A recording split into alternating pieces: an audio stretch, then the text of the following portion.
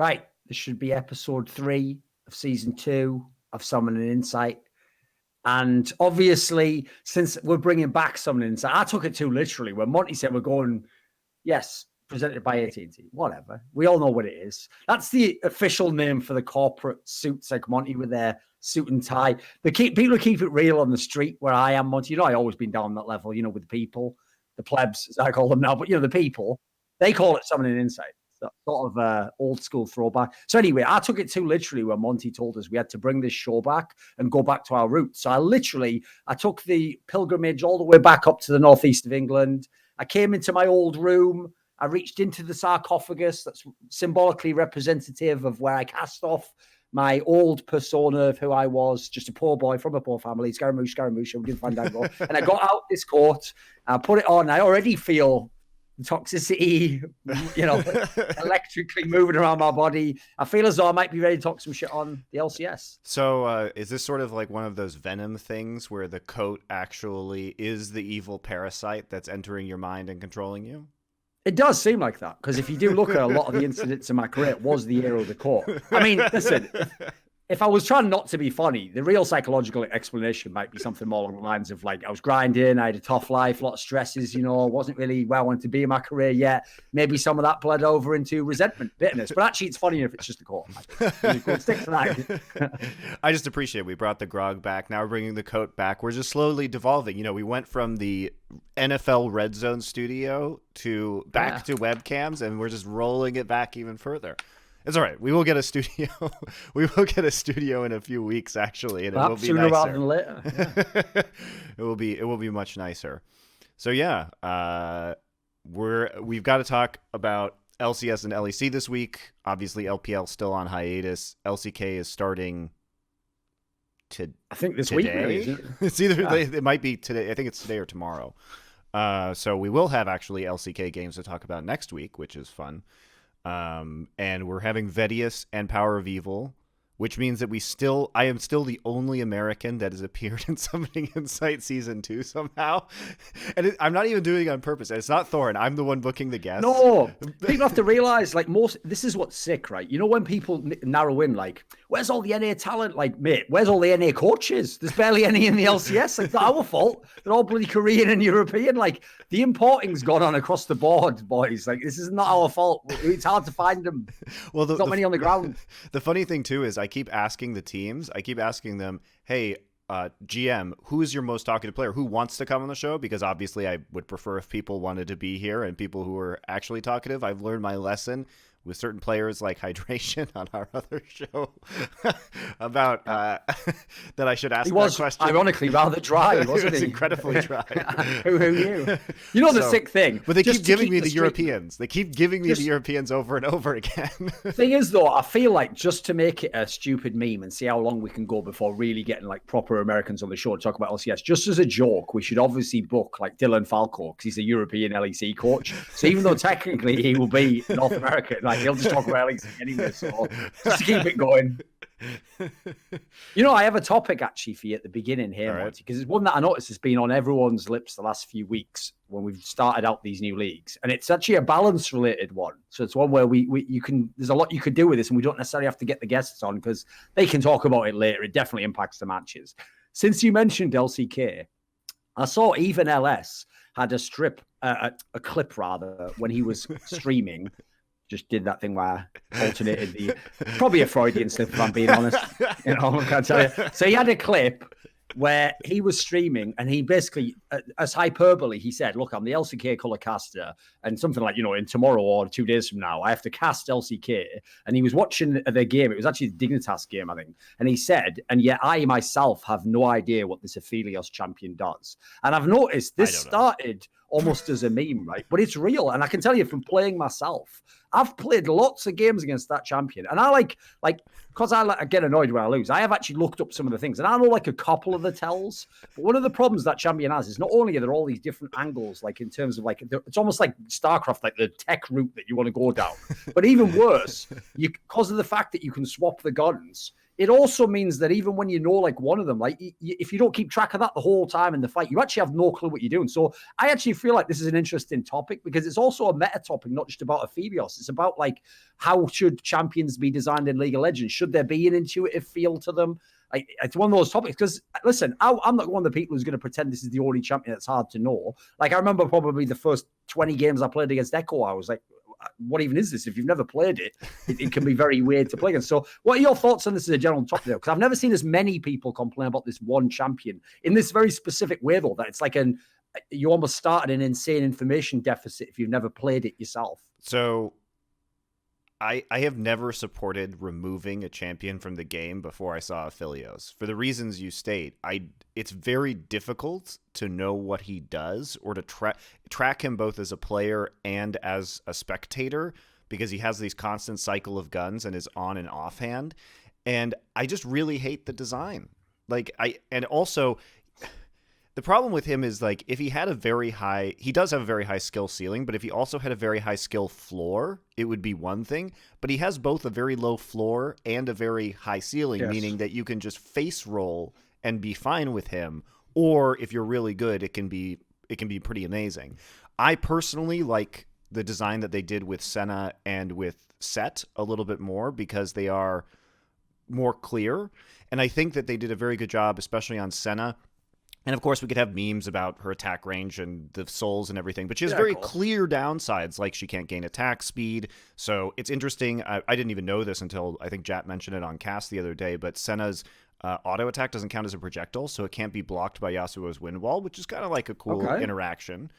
And so I think like with Senna, at least, there's clear downsides because if you don't have attack speed, it becomes much harder to tank bust. So like she's not great into tanks. So you have to figure out another way to deal with the tank if they have it, for example.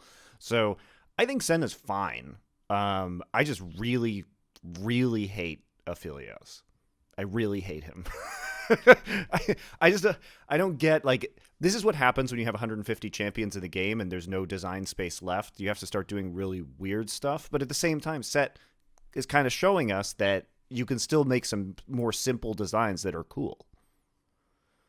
Yeah, because that's the main problem I have with it is like the angle that, like, it's one thing if like normal players think something's OP. Like obviously to this day, every just player who plays solo queue thinks like Yasuo's broken because they either rubbish on your team or remember, everyone knows the meme, right? But the point is in pro play, it's not broken. Like there's a reason why it's often not even picked in pro play for years and years. Like that's fine. But when I have like like I've even actually heard, I've even talked to ADCs who say the problem when you play against it is even if you play the champion, you yourself think like, right, well, I know that offhand is that gone, and then you go in and then you lose track of it in the fight and then it's switched and it's like, how was that? What? So I'm supposed to watch that and the rest? It's like, it's almost counterintuitive to what the concept of the guns can change too if you're not keeping track of the ammo, right?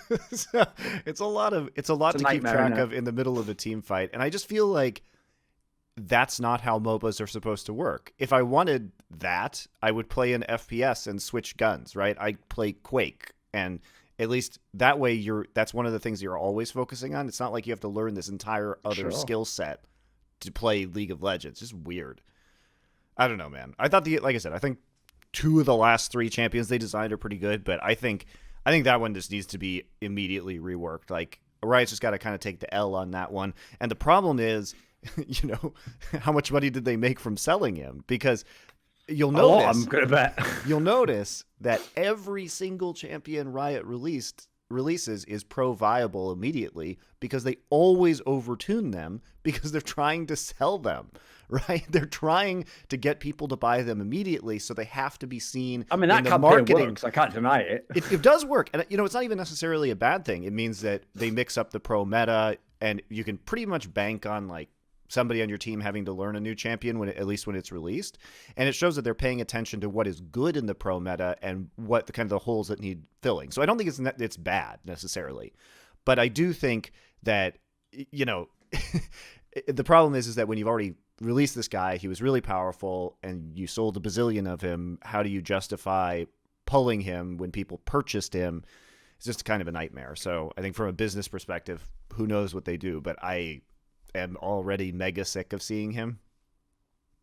Oh, the other thing as well, I had another quick topic before we bring the guests in that I wanted to get your take on, because you said it on Twitter, you made this point. Like, one thing I have, as much as everyone loves to point out, it's accurate. The disparity between what LEC is and what it represents as a brand at the moment and all the shoulder content, and then what LCS is, which is just more in line pretty much with what they had the last few years. One thing that is good about LCS is that Jack returned, obviously. I think that definitely brought back an authoritative figure, someone who knows the history of the region. He isn't one of the best at his job. But you made the point on Twitter that it does seem like after spending time on the balance team, which if anyone knows, even if it's a good balance team, it's still people just telling you don't know your job and you're terrible at it and basically just horrible stuff.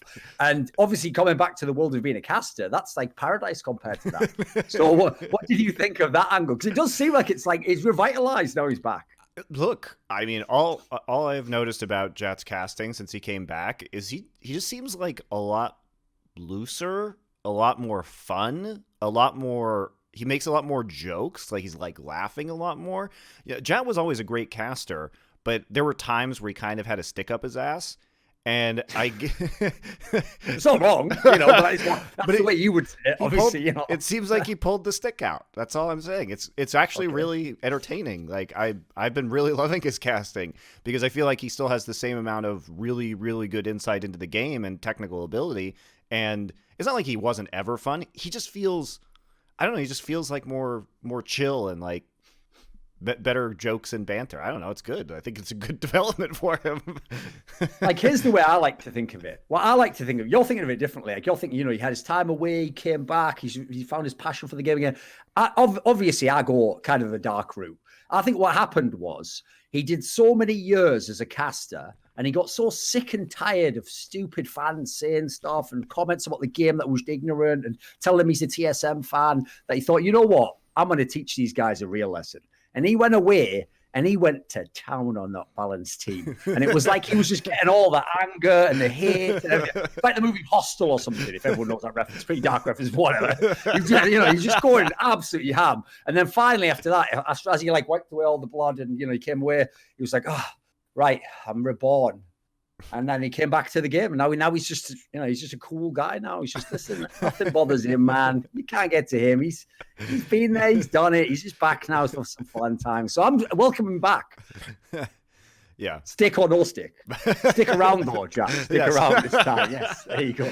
All right, and with that, we should probably get the guests on because we only have an hour and 40 minutes left. So we're going to take a quick break, guys, and we'll have PowerOfEvil, and hopefully I have figured out how to prepare boxes without you seeing them on the stream. We'll find out. We'll find out. See you guys in a couple. Yes. Right. So obviously we'll do that thing where we actually introduce the guests. So we've got PowerOfEvil here, formerly Midlaner of CLG. I think you dodged a bullet there, mate, getting out of town on that one. Now he's at FlyQuest, though. Everyone thought that was like a bad move in his career. Turns out that's banging. He's like above TSM. Loads of squads are actually doing pretty well in the LCS at the moment. He still plays all the same champions. Don't worry about that. It's still PowerOfEvil. And then we've got Vedius here, Vedius. How are you supposed to actually say it? How are you supposed to? Because I know people keep complaining. Is Vedius, but I've never minded you saying Vedius because I actually know, like, grammatically, I should be Vedius. But because I'm Welsh... There we go! Thank you. Because I'm Welsh and because I say everything phonetically, it's Vedius, you see? So there we go. Vedius, lad. What you doing, boy? Please turns out I'm the only one. God, it hurts my heart. Turns out I'm the only one who was saying it right all along. I figured as much. I did secretly think that, So whatever. I'm going to stick with Vedius. That's how I'm going to go. So, oh, by the way, I forgot to do this. Obviously, this is Cloud Connections presented by AT&T. Thank you. Yes, it is. You're right. You're right. And obviously, Vedius is from the LEC, and he is colorcaster and analyst. Because in League of Legends, people still keep doing that as a duo role. Y'all still keep tempting fate. In one of those roles, they're going to flame you. You can never be the best in both. In one of it, you're always going to get that flame. In NA, they actually now have dedicated analysts and colors. Yeah. I mean, I think some of the analysts are rubbish, but I do like the premise. I think the premise is good. Yeah. I agree. I like the premise as well. And nowadays, they actually pay some of the players more than like $100 to go on there. So everything's thumbs up, everyone. Oh, did I say that out loud? That was one of those secrets I was supposed to keep to myself, I guess. Oh, that's right. I don't have an indie on me. That's a shame, isn't it, Riot? Oh, anyway, let's start the show. So anyway, let's start the show as Vedius just awkwardly tries not to agree or disagree with anything I'm saying, while his employers listen and literally look frame by frame at everything he does, like all his micro gestures. So, like, where should we start, Monty? Because obviously for this particular episode with these guests, again, we can go LEC, we can go LCS. Is there a place you'd like to start with these guys? Yes. So we can't talk about LCS's crap production value because Vedius can't say anything about it. But you know what we can talk about? We can brilliant LEC production, we can imply that it's bad by talking about how good LEC is. I see Monty's old mechanisms, his old tricks are still working. Exactly. You can never just be giving credit to someone. It has to be that they're good, and let's look at why they're so bad. Okay, right, okay. So we won't talk about LCS, but we might talk about things that are not in LCS production, and you can infer whether they should be there or not. Because I've been curious. I think this is one of those topics where you guys, obviously with the LEC rebrand, have been doing a lot of stuff, and we haven't really heard from anyone what the process of that is for you guys, or like how the production changed so dramatically. So I do think it'd be fun to hear about when you were part of that broadcast, what came together that allowed you to sort of like do all these changes to the broadcast or come up with your own ideas or any of that? One of the things was, it was at the beginning of, I think it was the beginning of 2018 where we actually started to shift our perspective a little bit more. For a very long time, we obviously had people like Deficio on the show, and Deficio was a very large voice and driving a lot of the narrative for the show. And Deficio has always had like a very gameplay focused perspective. And then when Deficio left, our producer decided that he wanted to take a little bit more of a narrative approach. And that doesn't mean that he wanted to get rid of this like gameplay focus, but he wanted to put more of a spotlight on the players and like more of a focus on the players. So with regards to our broadcast, we removed post games and we only started doing pre-games. So post games normally came in things like playoffs, or if there was like a really hype match like G2 Fnatic or some other equivalent to that, then we would focus on like adding post games. But basically we wanted to try and enforce like, these are our stars, these are the players that are worth watching, here are the storylines worth getting invested into, and then we would hope that the game itself would be the space to actually like talk about the game. And that's kind of where it started from. And then we invested a lot more into like creating outside content that again helped reinforce our players. So that's where like the publishing team came in. And one of the things that myself and Dracos did a lot of was get very involved with the publishing team, and like they were very open to ideas. And our casting team is like full of really stupid ideas. But something that I think it was Dracos and Frosk that we're talking about and came up with was they wanted to do these like, I think it was based off, I forget which American sport it was. I think it was the NFL, but I might be wrong. But these short ads that were just like very silly, that would take NFL players and then they would have them doing something silly, and it would just be used as a means to promote the league. Yes, NFL, sure. Yeah. And then basically we just wanted to use that idea and just apply it to the LEC. And that's when our short little caster ads came out at like I think it was the beginning of 2019. And then because those are so successful, like publishing was like, hey, have you got any more ideas? And then we started giving them some more. And then because the publishing content was doing so well, our lead producer was like, hey, when we would pitch random ideas for the actual show, he was a lot more open because he saw how engaging the community was. And so then he gave us the freedom to try this stuff on show, but very specifically in Ready Check and the pre-show. So we started doing that. We started introducing it, and it seemed to respond very positively. So we now kind of have this show where we try and draw you in with some entertainment value using our publishing and like everything around the show, and then you stick around for the gameplay because we're fortunate that we've had now back-to-back world finalists, and like admittedly that helps a lot. when you have a team that makes it to a world finals, a lot more people around the world just happen to tune in. And I'm also very happy that a lot of our players are now like staying, because every year Europe did have this issue where we would lose a lot of our players. I think the biggest exodus was from 2015 to 2016, and 2016 was a rough year. Yeah, it's nice that we've been able to keep a lot of our talent, which means that we can like double down and invest in that talent, and then they get more fans, which then of course attracts more people, and like it's this reoccurring cycle where we have rookies that kind of like are new and fresh faces, and people get excited, but you also have a lot of the old talent that a lot of people stick around for. So yeah, it's cool that we get to. I think like a lot of these things came together. So yeah. That's actually an angle that people probably also don't notice when they were talking in the past about EU LCS, as it used to be called, and saying it wasn't as interesting.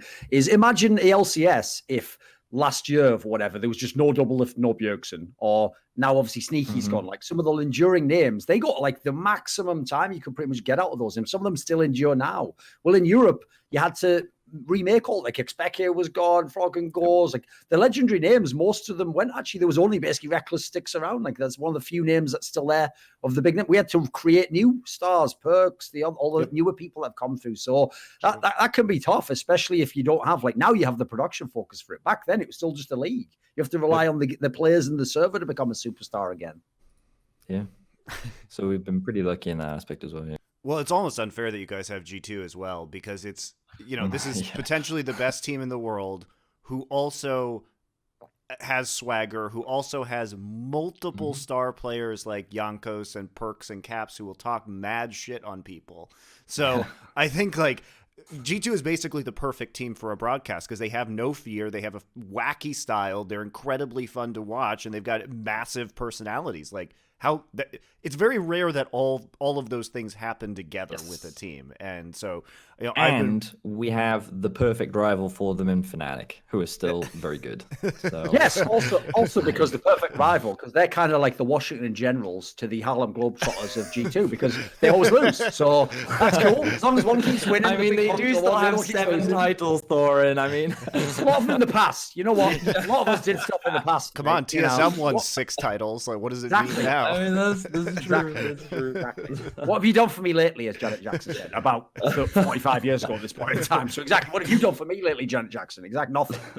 So, except for that Super Bowl feud goes, fair play, that was good. I like that. Right, so bringing it back, anyway, what do you actually think, Monty? Because I've got a question for you. A long, long time ago, people won't know this, but you actually did have a chance where you could have chosen, I think it was instead of going to Korea, right, to be the EU caster, and you could have been on what was the EU LCS when it first launched, right? So I don't know if that's always been. Is that not true? I don't think so. All right, maybe I just remember your life better than you do. Right. I'll tell you about that sometime anyway. So we'll put a pin in that one. What do you think though? Like, because it seems like LEC is the sort of broadcast you would want to do, right?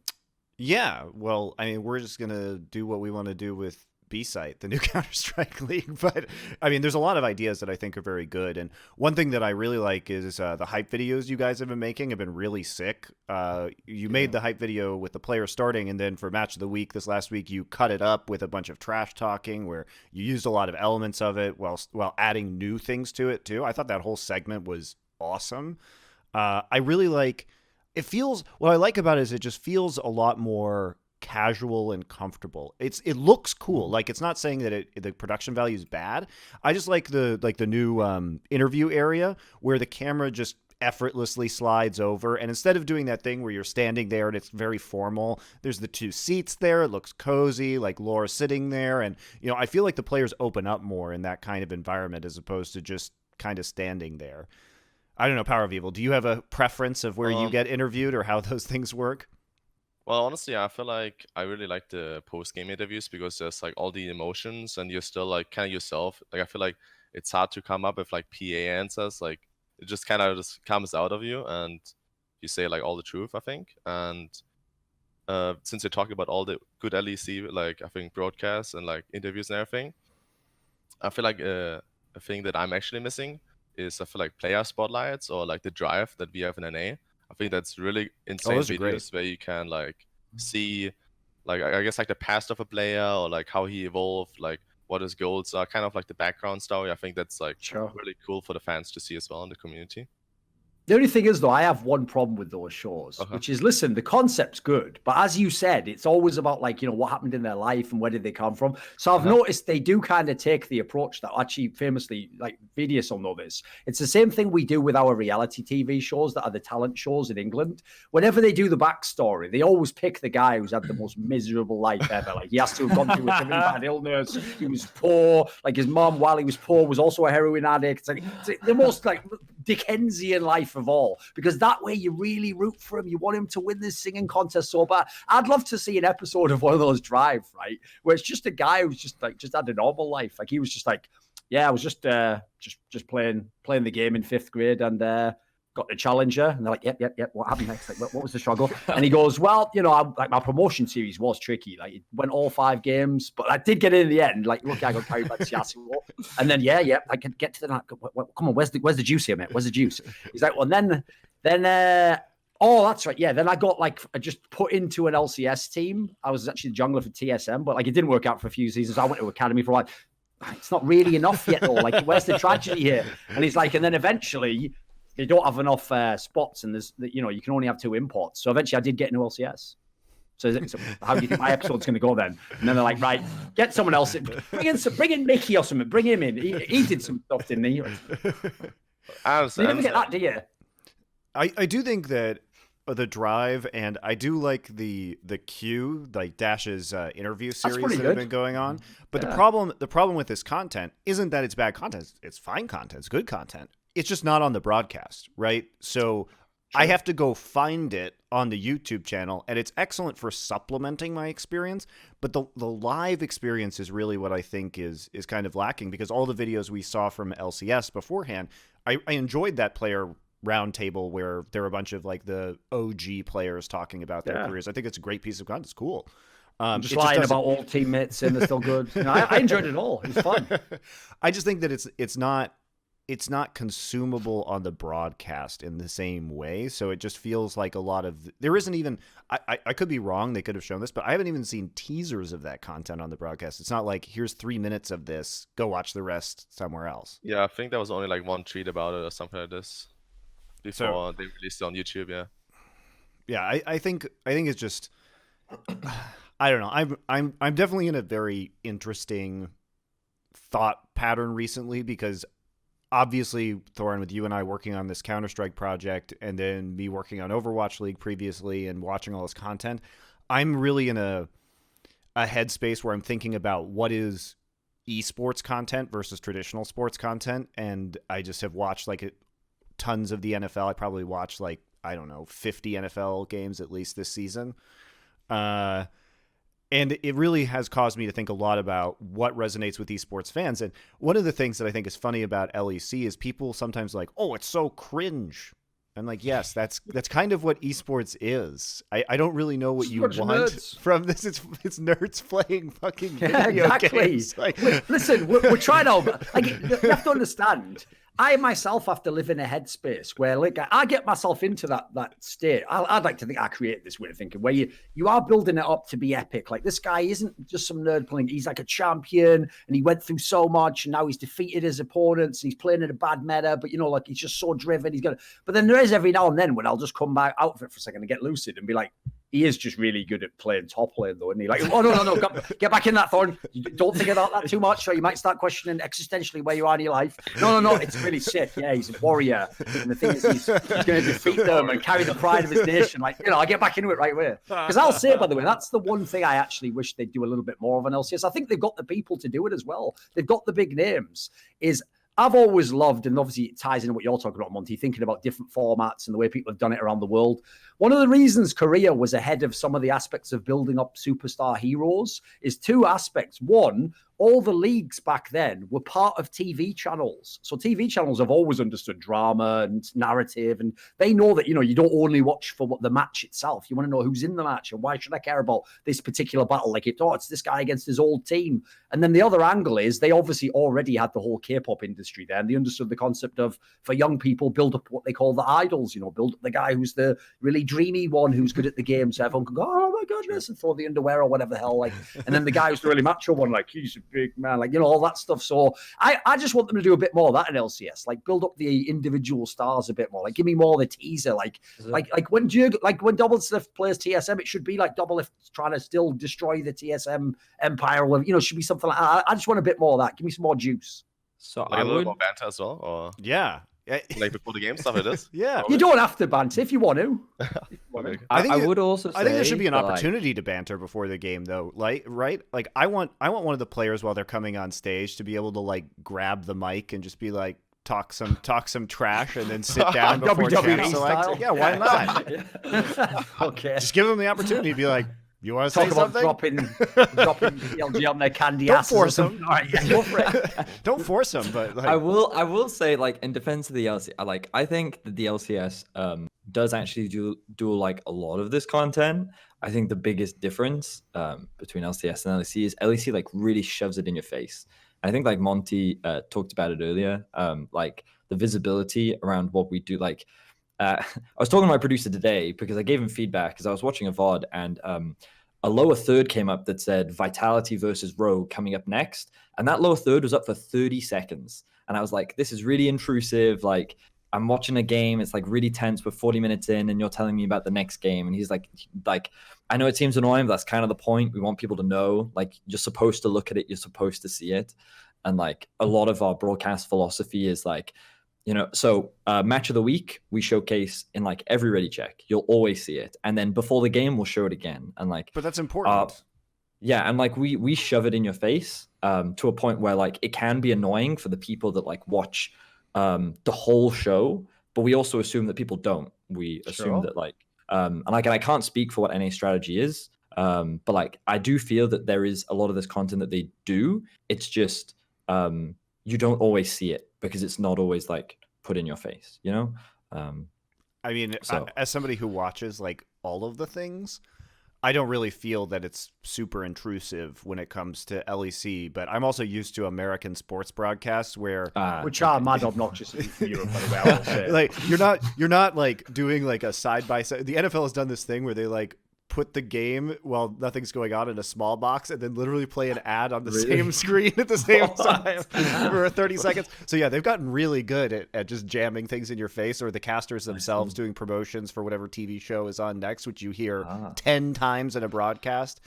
So yeah, it's definitely interesting. I also find it very interesting how the more I've been watching a lot of sports, and the more we go, like, sports are trying to be more like esports, which is really weird. One of the things I noticed at the Super Bowl is that instead of using pictures of the players, they use like weeb drawings of Patrick Mahomes. So it would be like a lower third with his stats, and then there would be like an anime, not exactly like comic book or anime style drawing of Mahomes. And I was like, what? They're using art of players now? I was like, that's super cool.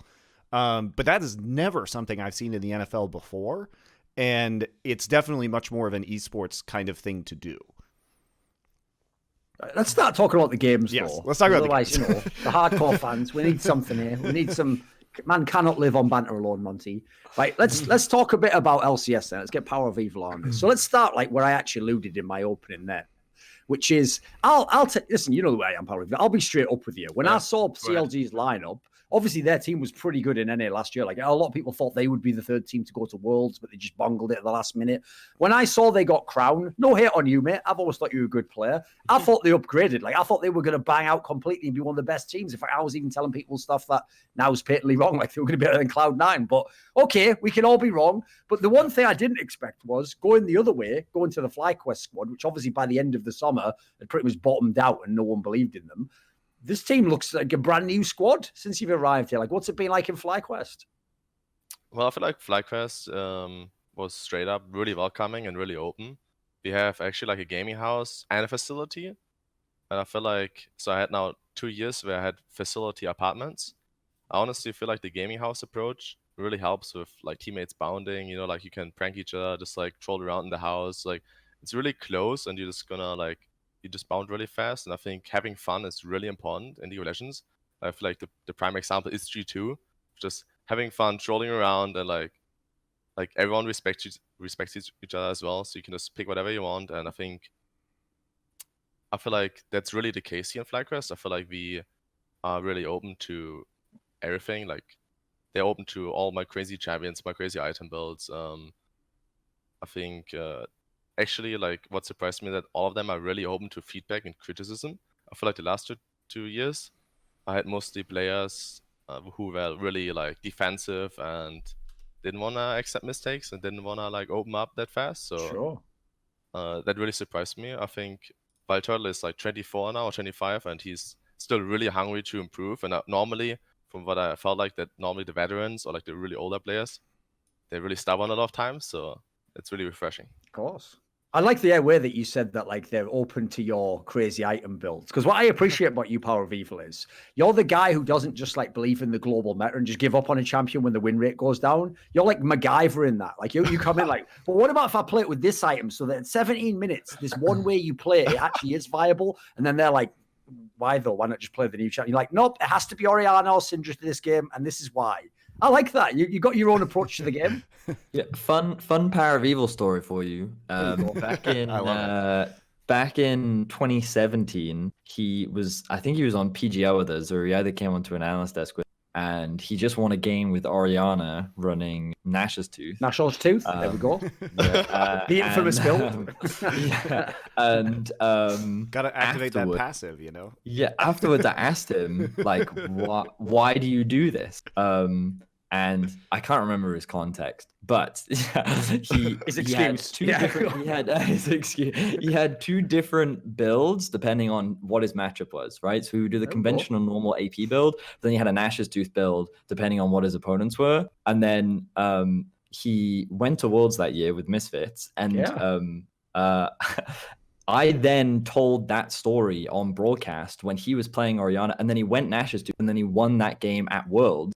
And then everyone was like, "Wow, Vedius, you really understand PowerOfEvil." I'm like, "No. He just explained it to me. That doesn't mean I agree. I'm just telling you this is what he does." But I think you've also made a good point there, though, which is he also has implied value if he gets to Worlds, because when he gets to Worlds, I can only imagine all those Korean and Chinese analysts trying to break it down. Like, so what is he doing though? Like, why is this secretly OP and we don't know about it? Like, they're just trying to, the amount of time they must waste on that alone. And then it turns out he's just going to play it anyway. When you also the Runeglaive mid lane Ezreal with Smite? I did that as well. Yeah, I did that when everyone said it was really bad after it was nerfed. But I still liked it. It was fun. And I think it was strong. Give us some thoughts though. Why do you like this approach? Because obviously it's a pretty unique approach compared to a lot of players. Well, I feel like it's way more respected nowadays. Like, I think G2 really made it like a meta where you can just play random champions and you actually respected for it. I feel like before, when I did this, like a lot of times people were like, oh, it's like this KO style. I think they're like, he's trolling. It's not as efficient. Like, he shouldn't do this, stuff like this. Or you don't play the meta champion with the angle, right? Yeah. Yeah, so like, I feel like nowadays, you can see players are even saying it's more important that you play like all these different styles, all these different champions, even if it's not on like you play it to the best. But if you have the counter pick, if you have like the team knowing how to play around it, it's really important. I think the only thing that is like the last step of it is that like your team knows how to play around it too, right? They need to know how to board around it, how to play around it, and just like I think the team synergy is obviously really important with these champions too. Do you have a really weird one at the moment that no one else agrees with that you like? Well, as example, I did most recently, I think last year in playoffs, I think I played Ari top lane in the third place match. So actually, it came from you when you guys were here for Rift Rivals, and you kept lane, like they just kept lane swapping, and A didn't do that at all. It was just randomly like I have like this Aatrox mid lane, Brippo was playing Aatrox mid lane. I'm like, bro, like what the hell is going on? Like I'm playing a melee mid laner, and I'm like, he's just smashing me lane. So we actually just started doing that all the time. We were just like, guys, like what they're doing is really good. We should just keep lane swapping. Like I'm gonna play top lane. I'm confident to play top lane. So I just played like weird champions top lane. Actually, most NA top laners then didn't know how to play around. Like suddenly there's like an Orianna top lane, right? Or like an Ari, and people don't really know how to play against it. And I feel like you get like a big advantage like through them having not this knowledge. Sure. I used to call that the Victor effect. Because when Victor was released, no one understood how his death ray or upgrades work. And so you'd come into lane as Victor, a champion that no one ever played, and then you just burn them with death ray over and over, and they wouldn't know how to dodge it. And it's just like taking advantage of the fact that people. I mean, you could also call it the Aphelios effect, I suppose. We were talking about Aphelios earlier. People don't really know playing. what he does. You just die over 5,000 range, and you're like, Yeah. I really enjoyed the first week of LEC. I forget who it was on your broadcast who was trying to like describe Aphelios in the first game of LEC. That I think it was the very first game he was picked. Was game 1, and there was this 3-minute monologue from the color commentator about That would have been me. I think it was you talking about Aphelios, and I was just like, I have no idea what's happening right now. So the problem I had with before we go to off topic, the best way is to like understand him through color. If you understand the colors, yes, this is what you were explaining. So Yeah. I still understand that. Yeah, you explained it to me. So. Oh, great. Okay. Well, shit. You say that, Vedius, but all I'm going to say is this, mate. What about people like me who are colorblind? I'm right back to square one again. That doesn't even help me. Wait, really? Can you really not see the difference in the colors? The problem I have is it's They're like tiny, it depends on dude. shades of I color. know, I like appreciate that it. big on the screen as well. Like, you know, it's like this big, is it? Like, No, like that line. I mean, yeah, I don't want to like take too much time talking about No, Aphelios, no. but like obviously, I spent a lot of time like studying him in practice tour. I had like a bunch of 1v1s with all the other casters to make sure I understood him. So like I have a pretty good understanding of how he works. The things that frustrate me is it feels like it's very difficult to know what his offhand is. Yes, yes. that's the The biggest ammo problem, I system. think, 'cause you have to keep track of it. Yeah, the ammo system I think is like not super straightforward, nor is it easy to track. His ultimate annoys me the most because it's the same animation regardless of Yes. what gun he has. That's one which of the means biggest that- problems for sure. And because of the range is so long, if it hits you from Fog of War, which it can, and you don't know what to expect, you're either getting 5-man stunned or you're getting 5-man one shot, and like you don't really know because there's no like easy differentiator. But as far as the guns go, like I feel that if you lane against Aphelios, then I'm like, okay, I pretty much know what he's doing and when I can trade against him. But I think Monty summed it up really nicely. Is that I think he has a very high ceiling, but he also has a pretty low floor. And Yeah. while I think that understanding the champion, like I think there's quite a high barrier to entry initially, in the sense that like you don't know what anything does. But then the moment you have a basic understanding of what his guns do, no gun is necessarily weaker than the other, which like I originally thought that they would be. You know, I thought having the CC gun would inherently be a weakness because, you know, it's a CC gun. Its purpose is to slow. So I didn't think it would do that. No, it still hits like a normal auto attack. It's now just imagine Jinx could now slow on all of her auto attacks. And I'm like, oh, okay.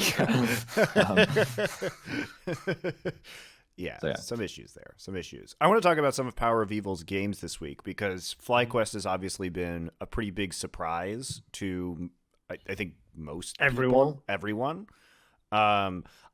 It's interesting to me because FlyQuest, from the outside, has always been this kind of turd of a team, not just in terms of their play, but in terms of having no branding, having no personality, and you guys have really, I think, stepped it up this year with the jerseys and theming your season around the tree planting and then being good all at the same time has really helped. And it seems like finally FlyQuest has some sort of identity to go after here.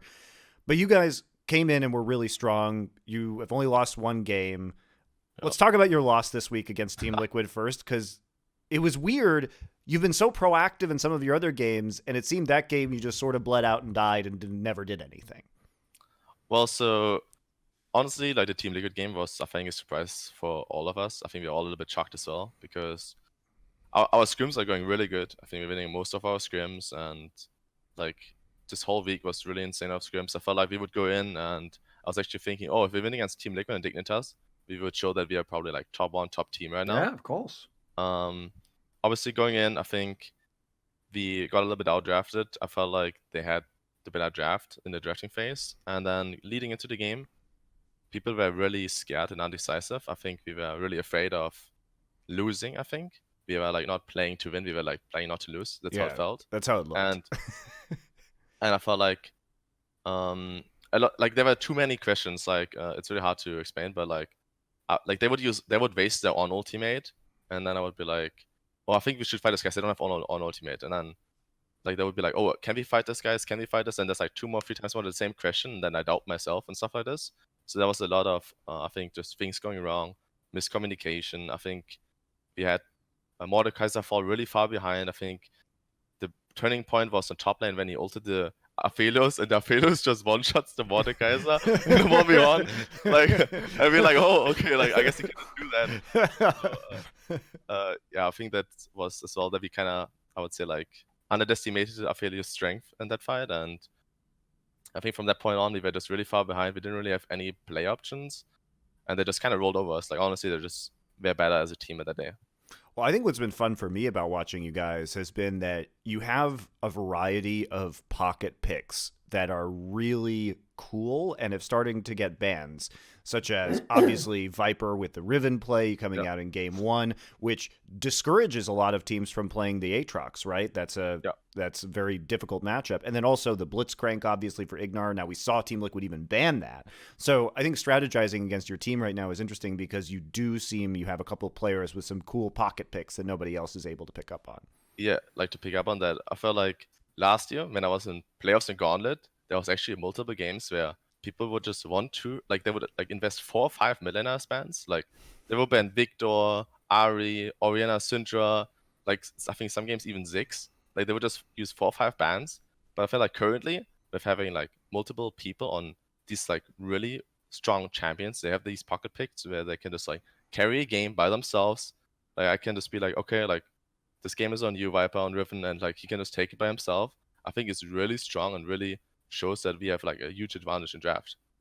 Well, it's also, I mean, looking at some of these bans too, it basically right now you see Ignar drawing 2 or 3 support bans every game.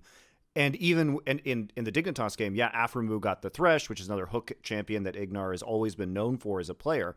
But he still gets Alistar and he still does really well. So it seems like a great meta for Ignar, right? Like when we have tank engager supports and then hook supports that are super meta, this seems great for him.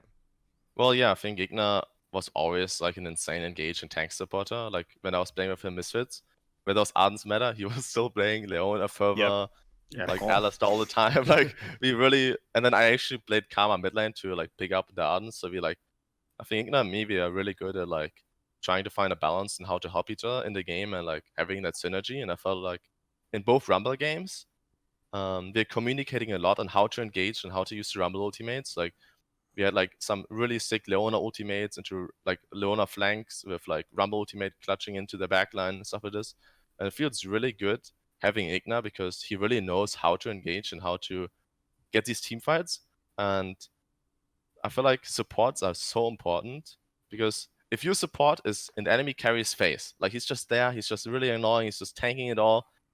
Me as a carry, I'm free to do everything.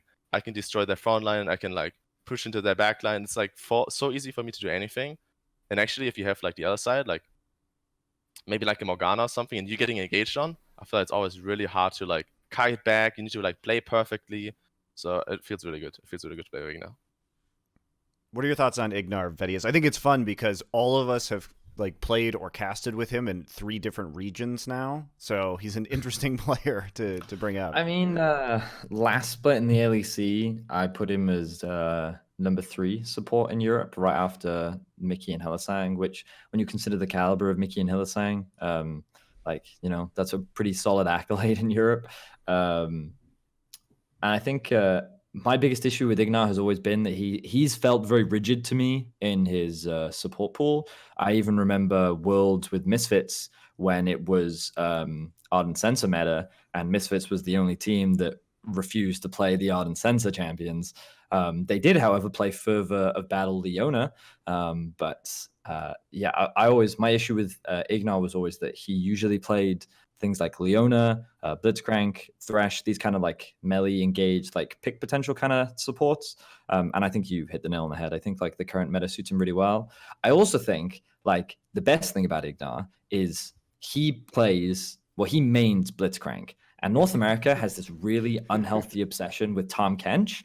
And I don't know why that champion is banned in the first rotation and sometimes is even first picked But the reason why you got to ban Blitzcrank is because Blitzcrank is really good into Tahm Kench. And so, like, if you're gonna ban Blitzcrank just so you can play Tahm Kench, like, I don't know, bro. I mean, I don't know. like being able to hook 2 people into my team instead of just one, right? Yeah.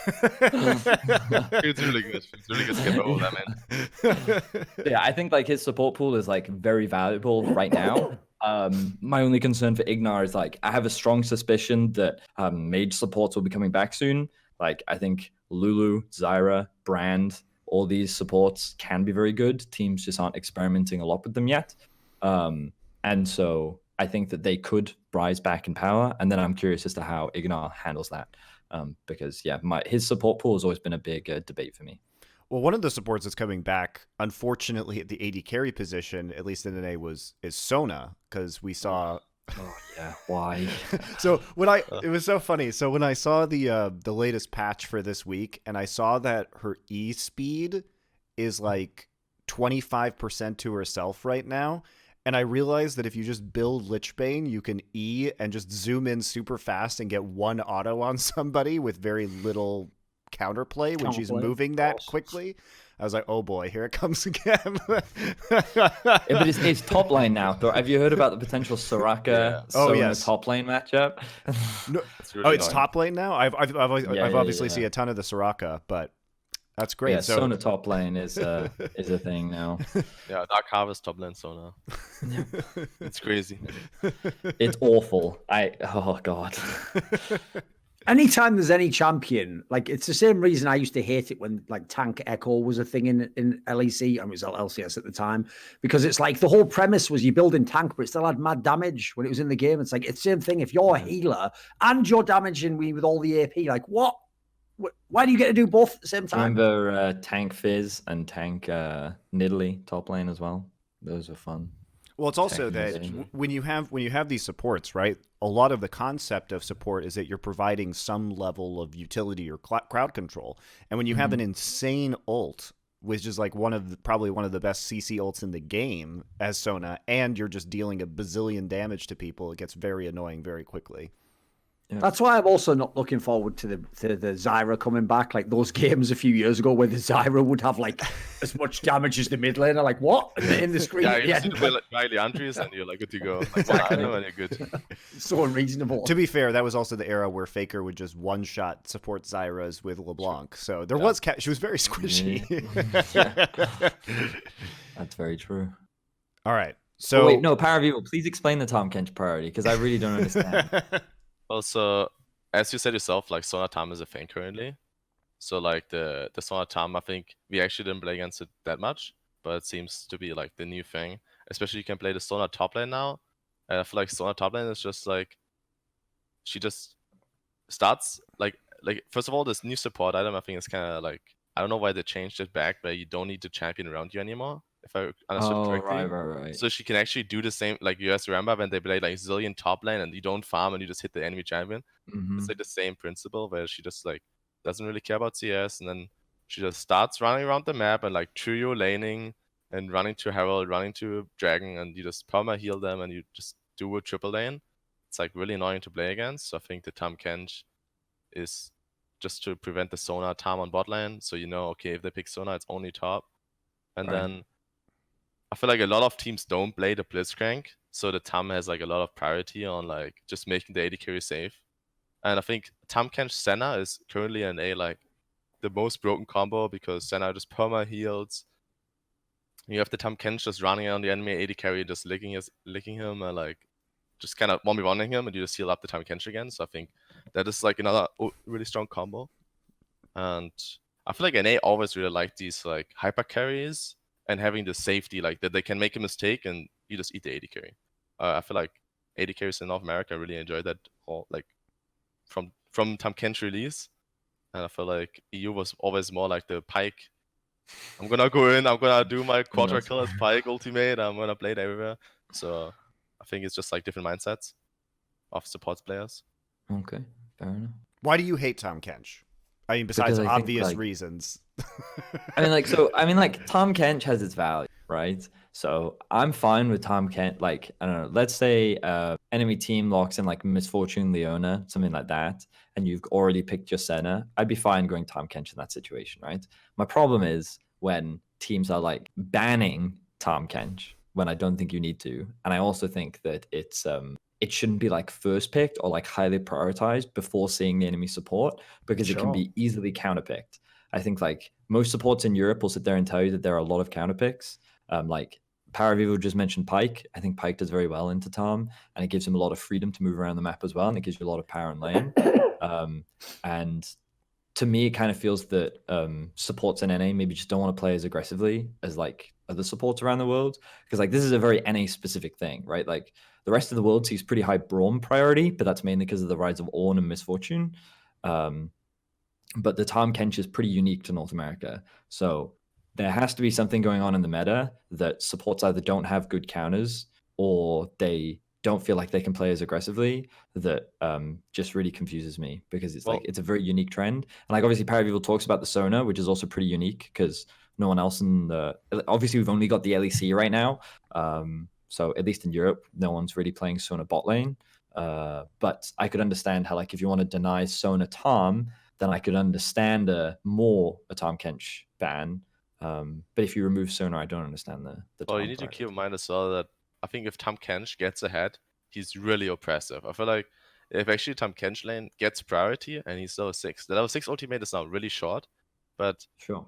I feel like every time I hear a jungler say, oh my god, like this Tom Kench just one-v-1ing me a dragon or something like this, like sure. If Tom Kench gets a priority, I feel like he's really oppressive to like possibly other supports. Like, okay, I guess like Pike is really strong too if he gets priority. I feel like all the hook supports are really strong, but I think Tom Kench is definitely like one of them who can just 1v1 it like in another jungle. And just like do the dragon with your jungler. If enemy jungler comes, Tom Kench can just solo zone him, stuff like this. I think it's really good too. What do you like? All right, if we're going to talk about LCS, we have to talk about Cloud9, not just because this is the Cloud9 YouTube channel, Twitch channel at this point in time, and obviously it's presented by AT&T and RBS. But they are technically the best team in NA. Like, what do you think about this squad PowerOfEvil? Because obviously, like the off season was a bit ominous. No one knew which way that would go. Would they be really good? Would they take time to charge up, etc.? What have you thought of them so far? Well, I would say first of all, I think Sven really surprised me. I think he does extremely well. I think he got Player of the Week as well this week. So yeah, I think I'm pulling up his stats right now versus Alltech in the Immortals game. He still hasn't died in 4 games for what it's worth. Yeah, like definitely, like I think he's really, really strong performing. Like every game, he's playing the Aphelios, playing the Senna, playing the really strong champions currently, and I think they're just making it work. I think Vulcan and him, they know how to play around the map. They normally get the heralds, they get the dragons. I think overall, he's definitely a big pillar for the team currently, and I'm curious how it goes, for the next weeks.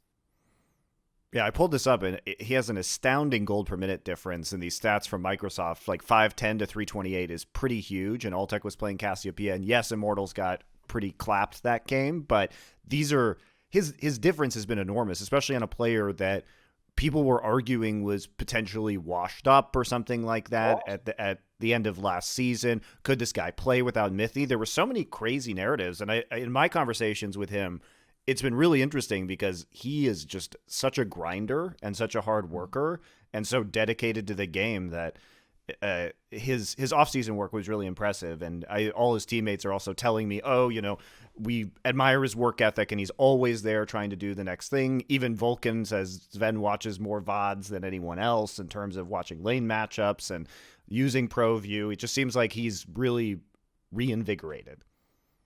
Yeah, I think like I'm just happy for him because getting these like narratives, like getting them away is really hard. And I think after TSM, I think everyone had like this like bad taste or like this bad perception of him, which I didn't think was true at all. And I think he really showed now in the first 4 games that like it wasn't true at all, and that he's still like an insanely good player and he can make it work in like a different team. But at this point in time, everyone who's an ADC from TSM who isn't in TSM is having a great time. Wild Turtle in your team, Double Sven. I mean, all we need now is like, why don't they bring Chaos in like CLG or something? They'll probably win the league. Just bring it all back. Exactly. Tell you what, they're brilliant talent scouts, TSM. They just don't keep any of it. They just free them. They go, you know what? at this point, I have to let you go. If you're mine, you'll come back. If you go, then you were never mine to begin with. It's like, I was never yours to begin with. So yeah, I'm out. Their job is just getting foreign AD carries one step closer to being NA residents and then giving them up, right? At the perfect time. I want to talk about Blabber a little bit too, if you guys have watched some of these games, because Blabber's been a player that has been performing very well. First couple of games, he was just playing Lee Sin. Then Immortals, we saw him start playing the Elise. But this guy, there were huge questions coming in because he had a very poor Worlds performance, and people were asking, where's Sven Skaren? Where's the MVP, including us? And now he's come in and he's put on some really impressive early game performances. I do think he still gets a little too aggro in the mid and late game. He does have some of that Lee syndrome, but I think overall he's been really good. I think from the games I saw, I felt like he's really, really aggressive, and I feel like he's like a great solo queue player, and I feel like he's really proactive. He kind of reminds me of these like LPL junglers who like they go in, they're not scared to like just level 3 dive a mid laner. I'm like, what the fuck? Like no team does it. I think I remember a scrim where we like played against them, and he just dove me level 2, and I'm like, what the fuck? Like no one ever did that to me. Like in the last like 2 months, I was like, okay, I guess he can just do that, and I feel like he really reminds me of this like really like proactive LPL jungler. And I think I need to tell him as well. Like I feel like he sometimes goes a little bit too ham, and he goes a little bit too far, and he has these in depths. But I feel like his performance overall like shows that like it's worth. Yeah, people don't realize, like they love to criticize you if you're a jungler. They don't realize if you're an aggressive jungler who plays a champion like Lee Sin, the time after you press Q when you're going in, that's when you figure out what you're going to do. Like as you're going in, you're like, right, what can I do in this scenario? And then every now and then you get in there and you're like, it's like that record scratch. Like, you're probably wondering how I got it. Like, I'm wondering how I got it. Like, it's too late then. Like, you're already in at that point. There's no Q to go back out. Like, so sometimes it works. Sometimes you just look stupid, obviously. By the way, speaking of junglers who probably went a little bit too aggressive, shouldn't have gone in, that beginning to that CLG versus 100 Thieves game is probably one of the stupidest first 5 minutes I've ever. Like Shakares did a perfect job where he put like just like Donkey Kong music. Yeah, he just put that music. I didn't see that one. Everyone in this clip is so boneheaded. It's unreal. It's like they're in a battle of who can be more embarrassing with the in. You just have to go watch this clip. Go on to Shakaris' Twitter. It's on there. It's amazing. It's like, you think it's just the first hit that's going to be, but they just like within a 3-minute span or something, wasn't it, Monty? They just in all over the map. Like ridiculous. They're all like tower diving, basically. Like LPL style from about 7 years ago or something. Really embarrassing. Was Shaka is really proud of that, Vedius? Was he talking about that around the office? He's always proud of his bangers. You know what? All the NA fans always get really mad if you make fun of them and say, like, well, anyone could just do that as well with an LEC clip. Go on then. Show me your clip. Where was your clip? Just link me it. Just you guys have all these clips. Go ahead and make a little video. The problem with the LEC teams is like opposite. I don't know if you guys saw. Okay, so Schalke versus XL is a great example of a game that was just. That was I mean, I actually think most Schalke games are actually just clown fiestas, if we're being honest. They're a pretty bad team. Yeah. Like Schalke have this weird problem where like I believe they have good players, but they can't seem to work together at all. And so like it's almost like watching a solo queue game. And like which game was I watching today? Schalke versus Mad. Schalke versus Mad. In that game today, they had a Gragas on Gilius, but Odo Omne engaged more on his Aatrox than Gilius did on Gragas. And I feel bad for Odo because like he walks away with like a lot of deaths, but it's because he's almost expected to be the engage for the team. And he's then getting isolated and killed. And yeah, I don't know. But you watch a lot of their games and they'll have massive leads and then they'll throw them. Like those are the closest thing we have to our Clown Fiesta games. But on the other hand, you have teams like Vitality that draft themselves into holes and they don't know what to do. And then they just slowly lose the game.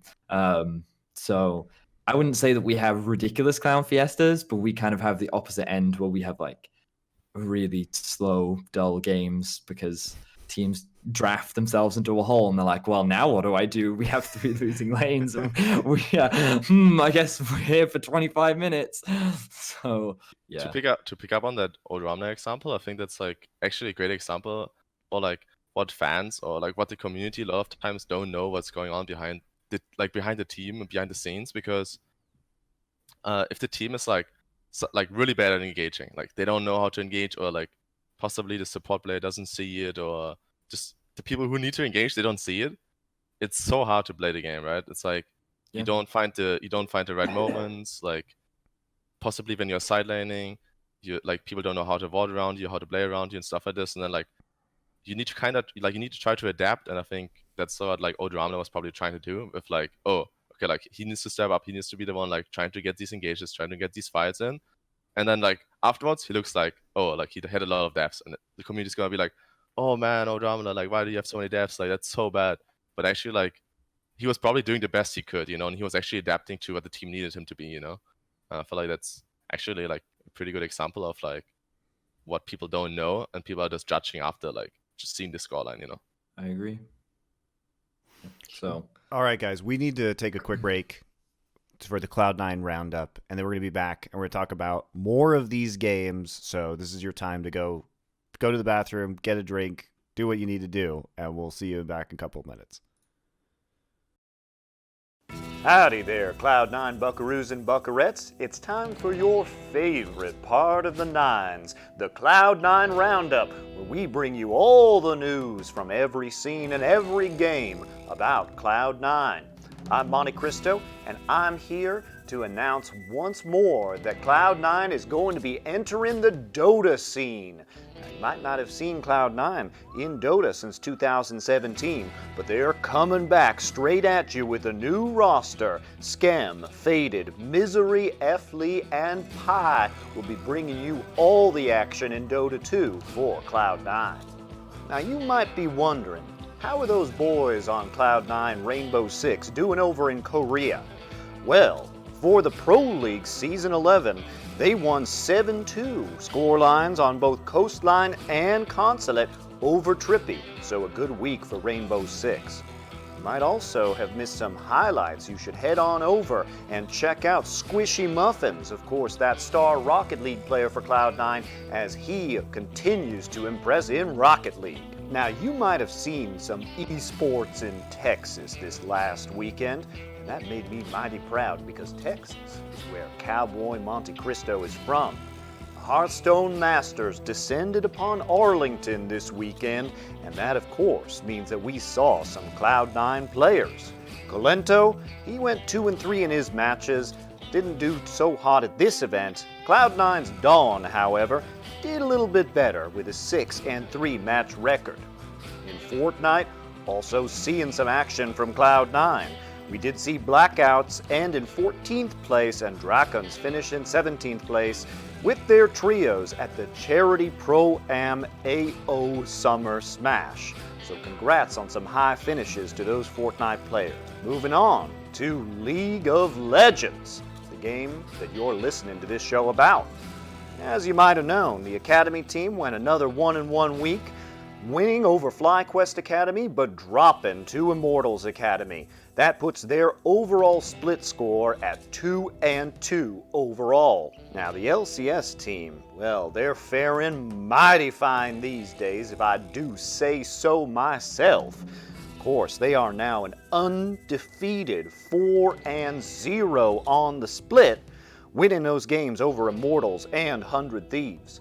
What's more, looks like nobody's going to be troubling them from quite some time with those clean wins that we've seen.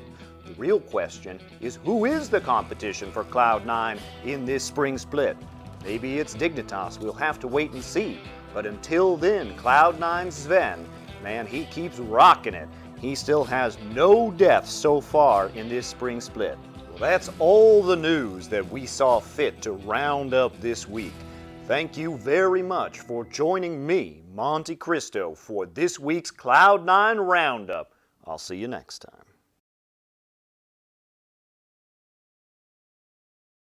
Good to go. All right, Good. we're back. Exciting times. Everybody had a nice little break there. Got to watch about all of Cloud9's news for the week.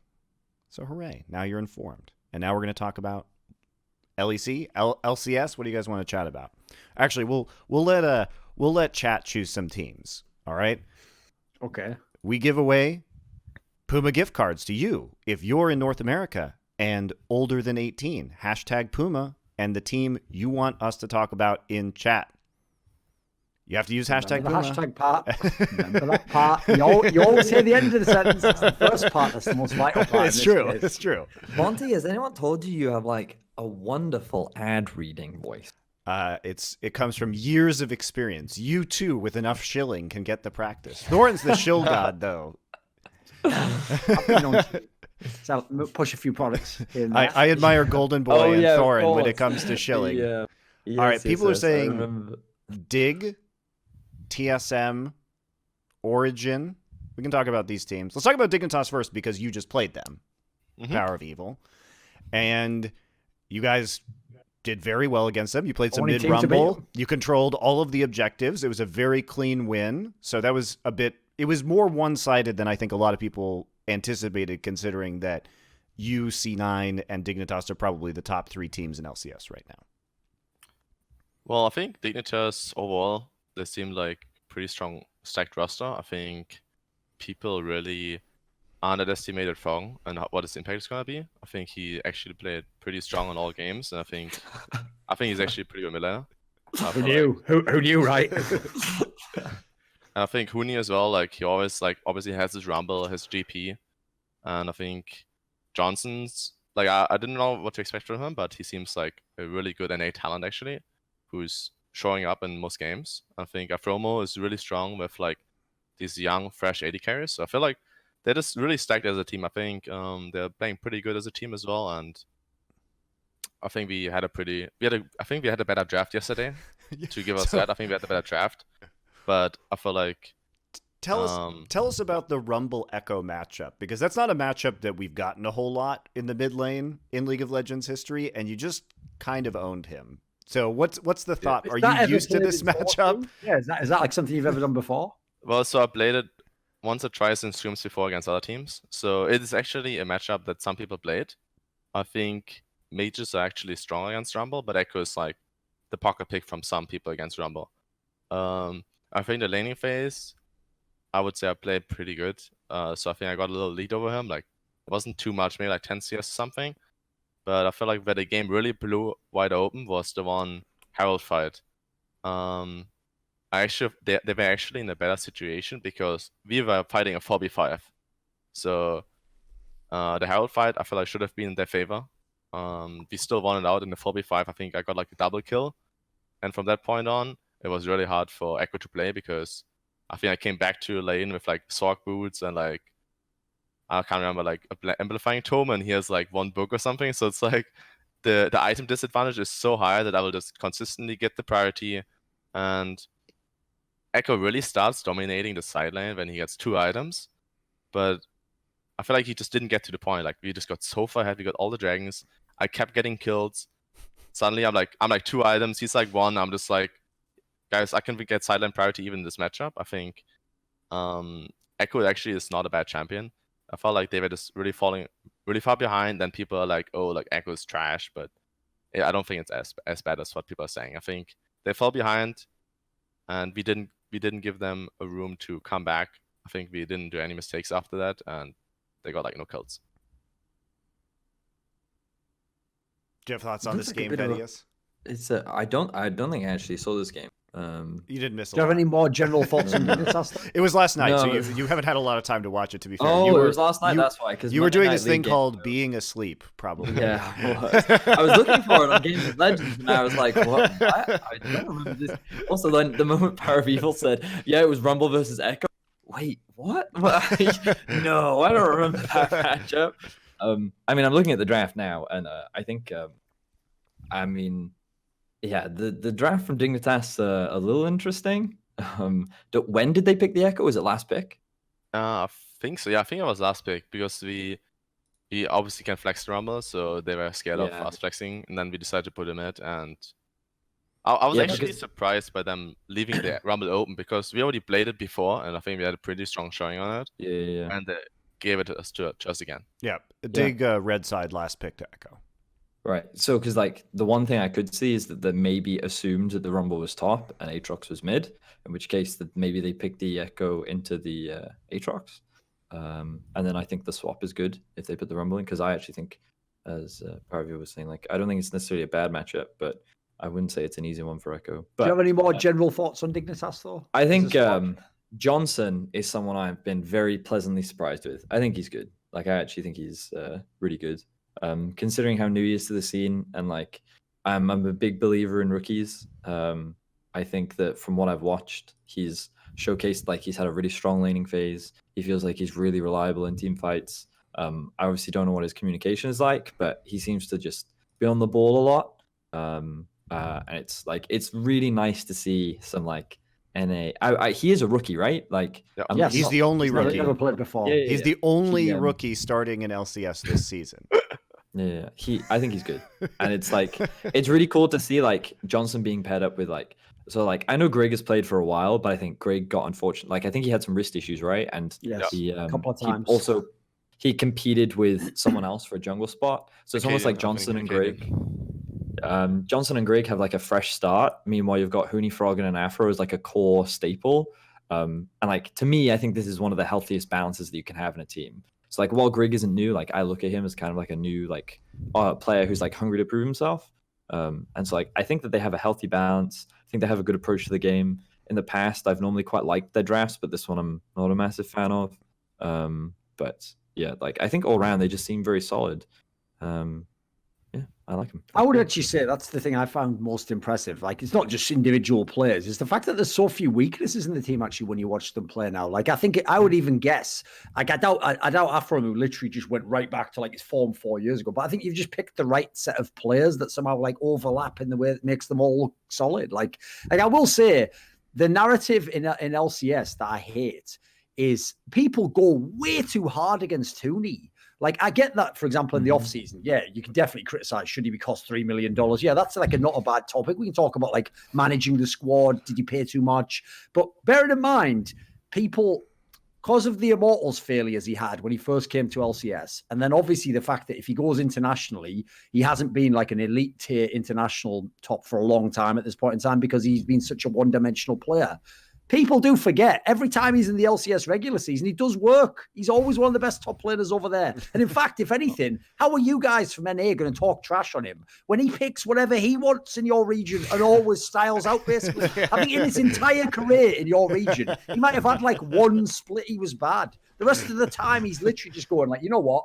I'm just going to play whatever I want and just do whatever I want in this league. And then you're like, yeah, but you didn't win Worlds. It's like, give me a break. Like, you know, still pretty good. The problem with Hooney has been mostly in his playoff performance because, you know, he has the odd game where he just hard throws, which we could argue potentially the game against FlyQuest was one of those games where he kind of inted a bit, right? So he does have games where he's like really off, or he picks something super wacky that ends up losing his team the game, which is a problem in a tight playoff series where even if you lose one game in a best of 5 for that reason, it could be incredibly consequential. But yes, I do agree for the most part, he just shit stomps people. I think one of the things that I looked at very closely when he was playing on CG coming into Worlds was how he could be like his game plan was terrifying and like throughout playoffs and throughout the gauntlet, like his Aurelia and his Gangplank were 2 champions that I think if he got those he could solo carry. And I think that game versus Fnatic, do you guys remember like the ridiculously long one where both Nexuses were exposed and like it was ridiculous? I think Hooney was on his Gangplank then, and I was like, yeah, like he definitely has the ability to hard carry games. And yeah, is he worth the 3 million? Very debatable, but I definitely think he's a good player. People always say like, oh, like top lane is actually the least impact role, but I feel like the champions that Hooney plays, like Rumble or GP, is like the prime examples. Like every time I play against it as a mid laner, I'm like, he does so much damage, and like he just like solo, like he can solo carry a team fight. I'm like, these champions are really fucking strong, and like they actually have so much impact in fights, and I feel like he shows like in NA, like he can pick Rumble whenever he wants, he can pick GP whenever he wants, any matchup, and he like a lot of times just wins it like any matchup. And I think I remember a game where I was on CLG, it was last year, and I played against him, and he had like he was playing Rumble, and he had, I think we actually won the game, but he had 75% of the team damage. And I was like, what is going on? Like his Rumble is just burning us down alone. I was like, wow, like it's like I think if you master these champions, like you can have a lot of impact. Like I'll bring Monty in on this because the player actually I would compare Hooney to. This is going to be a throwback, but it's a legit one if you know the reference. Is to me he's like the modern day Mac Noon. Because the logic is, like, if people don't know, Macnoon was a very aggressive top laner way back in, like, Season 2. And the whole premise was, even though he was in one of the best Korean teams, because they wanted to play Korean League of Legends where you actually play through all the lanes and try and do real macro, they just had to build him his own team. But then his team became the best one out of the sister teams. So the joke is, like, it's like there only is a plan A. It's like, yeah, Hooney carries the game. So, yeah, but Hooney, what happens if you don't carry the game? Well, oh, no. It's like the flow chart goes like, then revert back to plan A. It's like, has the game ended? No. Then Hooney carries the game, right? So, I'll figure that out next time. And then if you go, Hooney, you made a mistake in that game, we lost. Was Macnoon the Jackson Singed player? He just was like a super, I guess he played all those champions. Exactly. Yeah. You think that's even why the analogy is good. It's like not like he just played only the power picks, had he? Just played anything that could shit on you, basically. You just played it right in your face, and he'd be proxy farming in your base like he was in one game. Past the towers, This guy was ridiculous. So I feel like he's like the spiritual successor to Macnoon. I will say, part of why Macnoon sort of faded out the scene is that isn't how you can play League of Legends anymore. No. So God bless Hooney for going to the West. Going anywhere. Love you. One thing that might be a little bit interesting to talk about right now is that Hooney actually, in terms of damage percentage, is 7th out of 10 players in the LCS for top laners, right? So he's actually only doing about 20.9% of his team's damage, but he's also taking up a large amount of the CS post 15. He's 3rd out of all top laners in taking CS after 15 minutes. So he's actually consuming a lot of resources to not do a terribly large amount of damage right now. So I think that's just something to keep an eye on as we move forward. Obviously, we have a very limited sample size, and it depends on the champions that he's been playing. But I would say that you don't want that level of conversion of farm gold into damage percent. I will say, though, like, fair play to Hooney because he's going to get a lot of shine this season. Johnson's going to get a lot of shine this season. People are probably going to start talking a lot about Greg because, remember, let's all just maintain this conspiracy that, except for PowerOfEvil, apparently, we all have to literally give credit to anyone but whoever that guy in the mid lane is. I think he's like some like old-ass guy from like Denmark. So how does he still keep getting jobs? I don't know, he's just around. I'm just saying. As long as we never give him any credit. You had the opportunity to mention the mid lane. Straight to the it's all right. I mean, Vedius. I already did my Froggen rant last week, so this week's the Hooney rant. I've given that one. Can't waste all the gold. You've got a quota. You've got to hit those Twitch Prime subs. Do you know what I mean? That's right. I've got to build that out. Got to get the system in place. There we go. And also, I've learned, like, I've got to be more disciplined with how I talk about Froggen because it can actually kill shows forever. So it's like, you have to understand, it's like a nuclear weapon, Vedius. Just the threat of it alone can be enough. If you actually use it, that can decide everything. You can destroy yourself. You can destroy the whole world. So I've got to be very careful when I break that glass and bring out that, the whole champion. But if you even hear the way Rome come out, just get ready. That's like when you hear the thunder before the lightning. Like, watch out. Actually, the other way around, actually. Yeah, exactly. Okay, let's talk about Origin for a bit, switching over to the LEC, because I feel like probably the most anticipated match of this past week in LCS was the FlyQuest Dignitas match, and it was kind of one-sided. And then the big build-up to the match of the week, which was going to be G2 versus Origin, was pretty boring. Yeah, it ruined the whole narrative. We have a habit of doing that. In the off-season, especially since they did that role swap, which is like, already they used to troll with the real lineup. So I purposely did that tweet where I tagged all of them in. And I was like, if you guys want to challenge, I challenge you to go 18-0. Because part of it, I was thinking, like, first of all, they never do that. It's not their style. Secondly, there's also, like, you look at the league, you've got, like Mad Lions have got all these rookies, like OG's powered up again, Fnatic's done the upgrade. I was like, come on, between all these teams, they've got to win, like, 8-9 games against this team. They're stomping everyone. This is BS. Like, where's the competition? This is supposed to be the split. This competition. Well, I just found this game really funny because we were talking earlier about LEC and how great of a job they did with the hype video coming into this for Match of the Week and the trash talking, and then it just sort of ended in like a wet fart, unfortunately, which is it was like the Conor McGregor fight. It was over. It's like, that's brilliant. Yeah, so where's the fight? I want to start talking about the LeBlanc and Silas matchup because that's something that PowerOfEvil probably knows very well also. So what was the logic behind this draft? Because it's a bit surprising, I think, to see the Silas come out here. right? Well, so if I remember correctly, they picked the Sylas into the LeBlanc, right? Was that Yes. correct? Yeah, they And did. I think the idea as well is behind that you have the Soraka ultimate on the Sylas too later on, because the Soraka ultimate is really oppressive in teamfights later. And if you take the Soraka or the Sylas and you have like so much AP, you could even have like a stronger Soraka ult later in the teamfights. Okay. So I think that's like the idea behind it later in the game.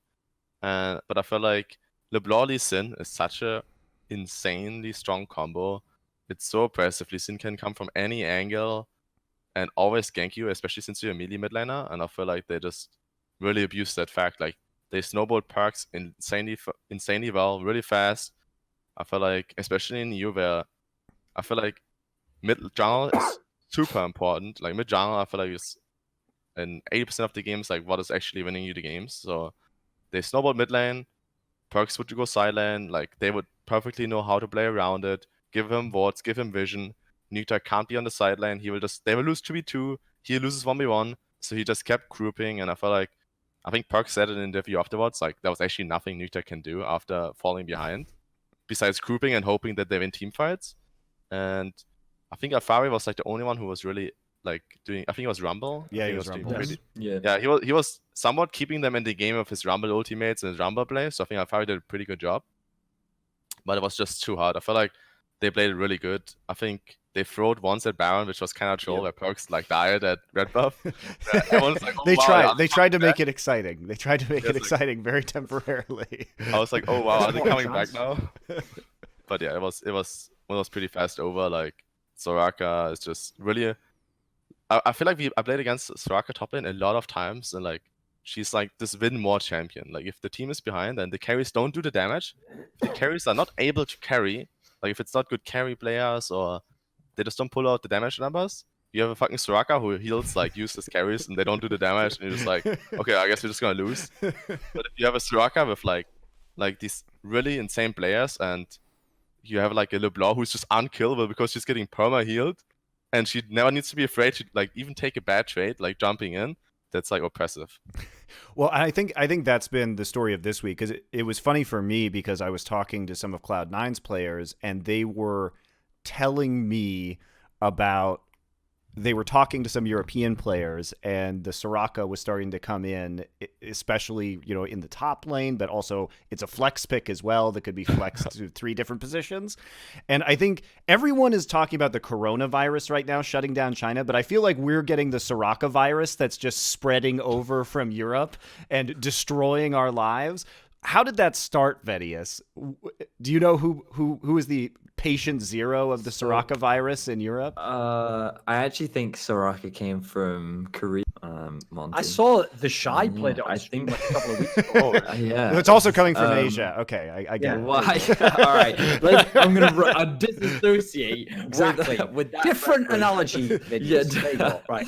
What I'm trying to make the point is that I think a lot of these fringe picks actually come from one tricks in Korean solo queue, which somehow they hear about it. I don't know how the pros hear about it, but I get random messages being like, yo, have you heard about this? And I was like, no, where the hell has this come from? They were like, yeah, some Korean one trick was playing it and now we all play it. And I was just like, oh, okay. I guess I'll start reading up about it. Yeah, it's super impressive. I think it's very strong. I think like some of the NA teams, from what I heard, were actually already practicing it before it even came out on stage in Europe. So it feels like that it's been like in the wheelhouse, like It was building lurking, up for a while. incubating. Yeah. I was surprised we didn't see any Sona top because I actually heard more about that from our pros than actually right. Soraka top. Because they were talking about how the movement speed buff on E combined with Kershey's Shard is a really strong combo. But yeah, I'm not entirely sure where it all originated. I think G2 was one of the first teams to bring it out, unsurprisingly. But yeah, that matchup, I think you guys summed it up pretty well. The biggest thing was that I think Origin got hard out drafted. I think they put very high priority on Zyra Khan, which then allowed G2 to get counterpick for support. And like their whole decision making in the draft, I think was just very intelligent. And then when they get into the game, I spoke to Grabs about this because when I watched it, I was like, in most situations, Grabs, if you have a wave pushing top and you have full topside river control, most teams would go for Herald in this situation. And your bot lane, you had Rumble bot into the Soraka with no vision or any control, and Xerxes went bot lane with the Rumble and looked like they were going to threaten a dive, and if they didn't get the dive, then they were going to go for Drake, because Origin assumes you're going to go for Herald. But you skip Herald and you go straight to Drake. Was this like planned? Why is it that you don't seem to do what's expected and instead you just seem to fight? And like his argument was basically like, well, we understand like when we're stronger 2v2, 3v3, 4v4, or 5v5. And at this point in the game, our LeBlanc had Ludens and something else, whereas Silas only, I think she had Ludens, Silas only had Merc Treads. So he was like, if we go for a 3v3, then we can force this fight. And the moment Xayah showed top lane, we knew we could force them off Drake. So we didn't need vision, we didn't need control. We just knew that we were stronger, so we forced our way in. And I was like, that's one of the things that I really appreciate about G2 is that it's not just about looking at the map state. They actually appreciate like what their comp is good at and how strong they are relative to their opponents. And then they sit there and go, we can make these decisions because we're strong enough, or we have this information, or we do that. And notice the logic implied in that as well is like, why risk going for like a 5v5 fight at some point in time, or trying to take a different part of the map? Like, what if you're ahead in that scenario? Fight where you basically are strong. It also comes down to where teams are prioritizing with the new meta, because now and this has been an ongoing discussion and will continue to be one as teams sort of refine this new season of League of Legends play. But with the early dragons being significantly weaker, and the fact that you can give up a couple of dragons in favor of Rift Heralds or plates, and then come back later on after the soul spawns and be like, okay, well, we're just not going to let you. We spent all of our time getting plates, getting gold, getting dives, getting kills. And so now we're going to be stronger than you because those drakes really don't mean anything. Like if you get a infernal drake, it's 4% AP and AD. So by the time the third drake rolls around, it really doesn't scale that much because you're at 2 items maybe, right? Yep. So I think what's interesting about that is, okay, now we're going to take the fight with the gold, and what is the priority here?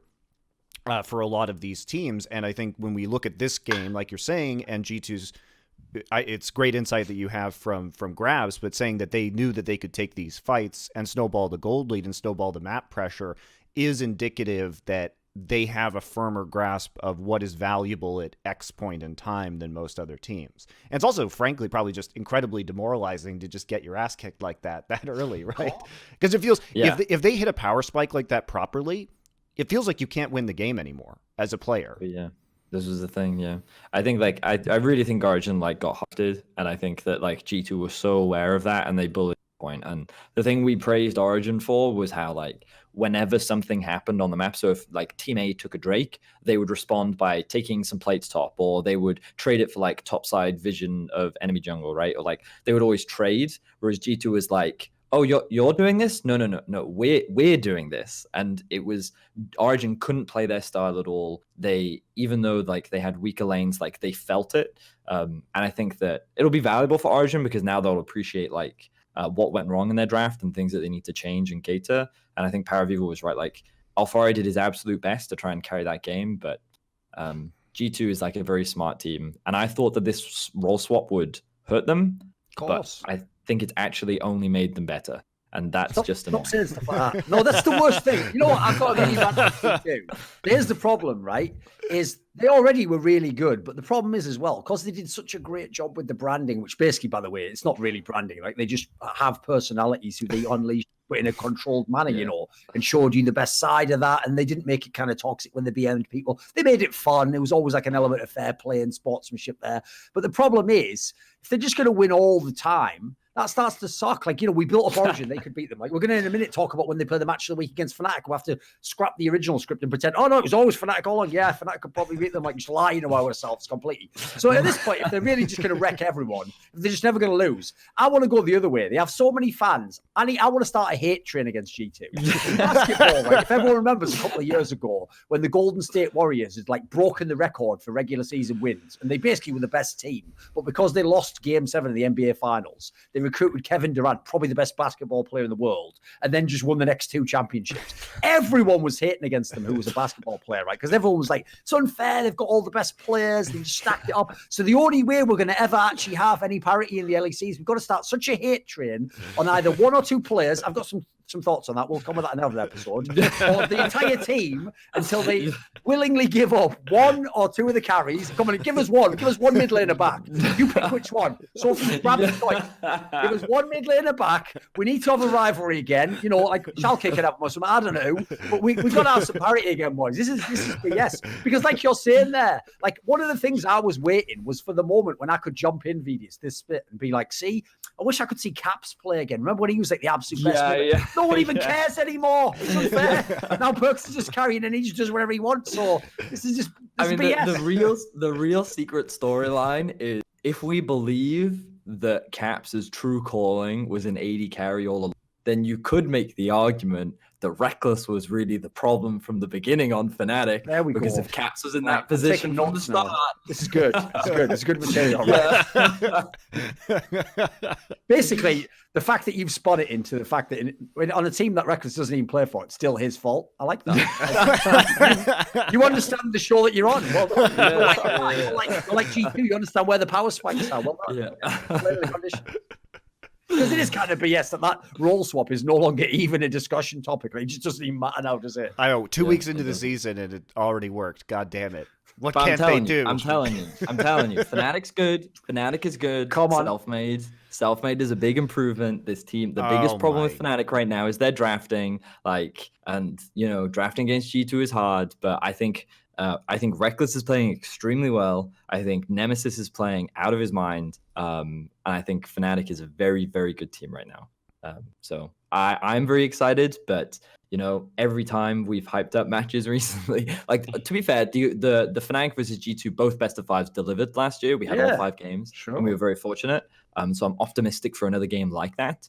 And I think that this Fnatic is very good. So what do you think, PowerOfEvil? Is this the team that can beat them?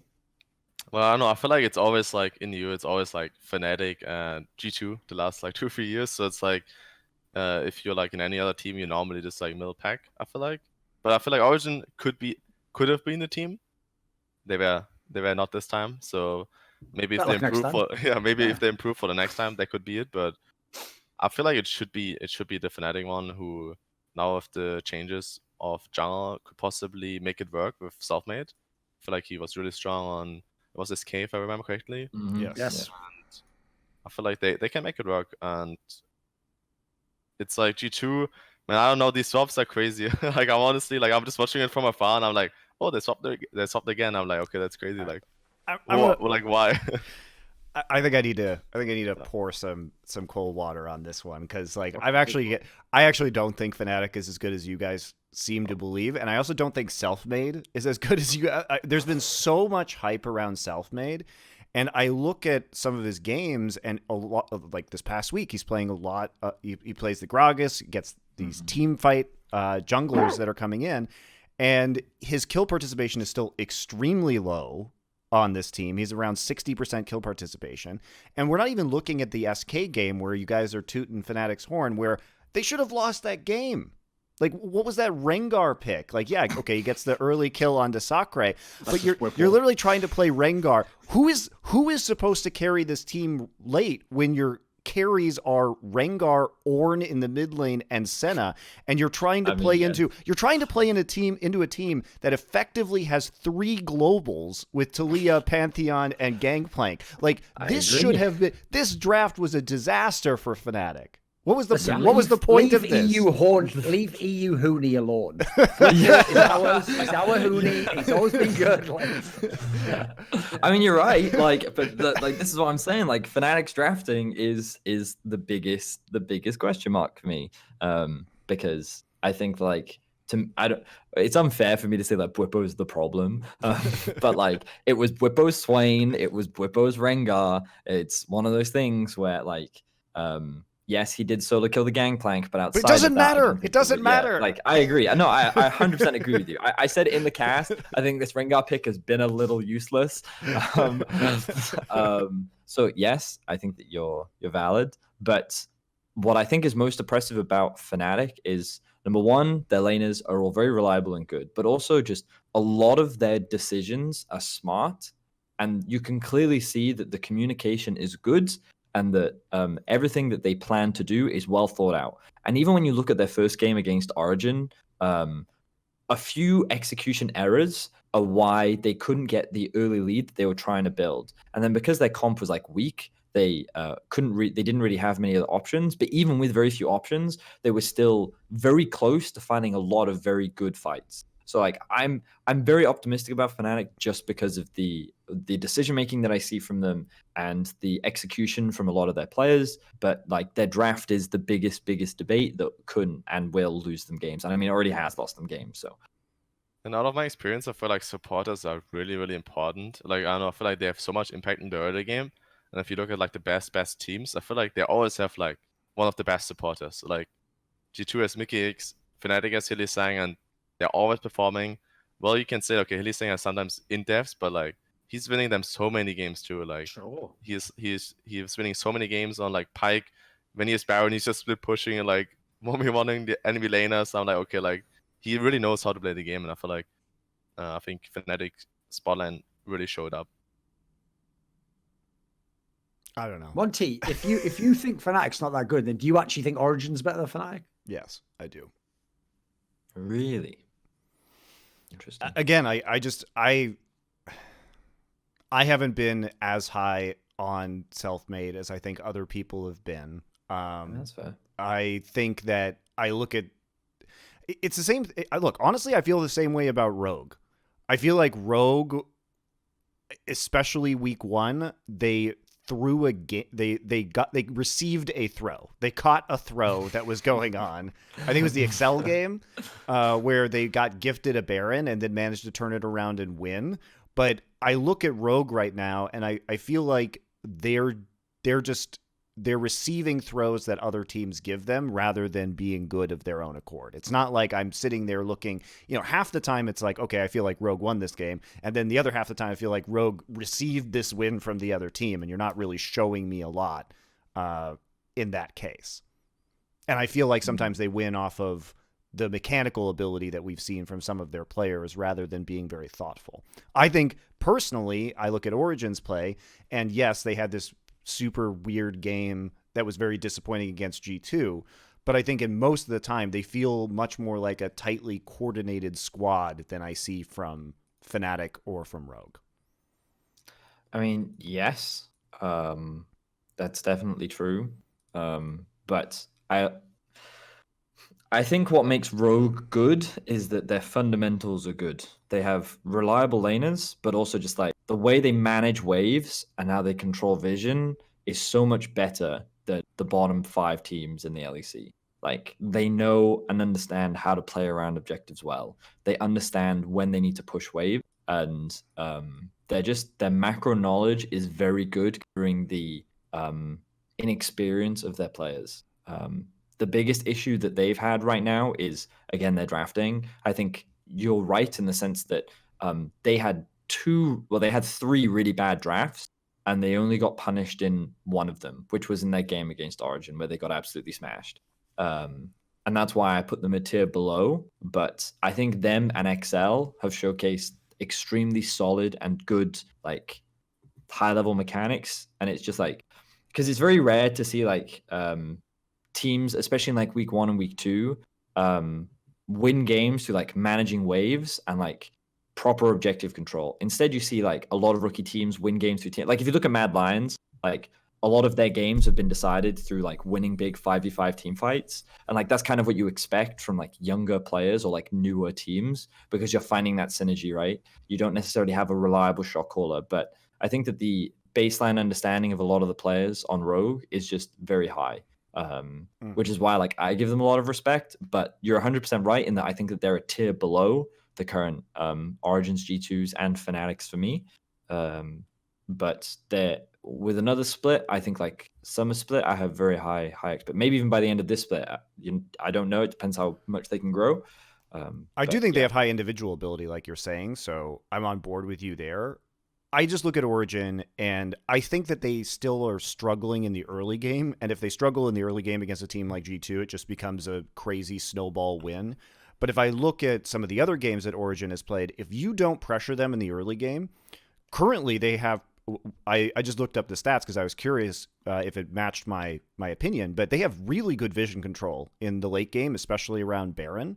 And currently, they are the number one team in Europe when it comes to both visible and invisible ward clears, and they're sitting at a 75% Baron rate in these games. So really, they are doing the best job, I think, of denying information and playing around Baron in the late game. Now, I don't think they have the best early game right now, but I think if you get to that late game and they're even or just a little bit behind, like Origin becomes very dangerous, and it's that level of late game objective control discipline that I think where Origin really shines. Right, being as you said, like you basically conceded, Vedius, like the drafts haven't been great from Rogue. One thing I want to ask about is obviously everyone knows Inspired's Olaf is one of his best picks, but are they over forcing that? I mean, they've done it twice, and they're the only team in LEC to even pick that champion so far. I mean, I don't hate Olaf. It's more that like you have to almost build a comp around. And like maybe PowerOfEvil can speak onto this than I can, but PowerOfEvil, if you're playing a Zia, would you want an Olaf? No, I would want Olaf is normally the champion you want if you want to win the early game really hard, because he's the champ, can invade level 1, you can like triple buff the enemy jungler most games. You wanna get the objectives in the early game, like possibly winning condition could be the dragons or like the early herald, and I feel like you want to have like a pushy mid laner who has somewhat scaling, but actually I feel like as example, like Rumble would be insane, right? He pushes, he can roam to the sideline, he can dive sidelines with Olaf's priority, and you can do objectives really easily. I feel like this would be like a really good combo where you like have everything which you want. But I think I only saw Olaf like 1 or 2 times in LCS too. I think it seems like it's the pick if the team really desperately wants to win the early game and you just wanna like get that early lead. So I'm not too convinced on him because he's not the best fighter or the best duelist for 2v2s around mid lane. Like I feel like a Lee Sin, a Javan, they're just way more oppressive for mid laners to like play against and play around. But And Monty, this is kind of Rogue's problem.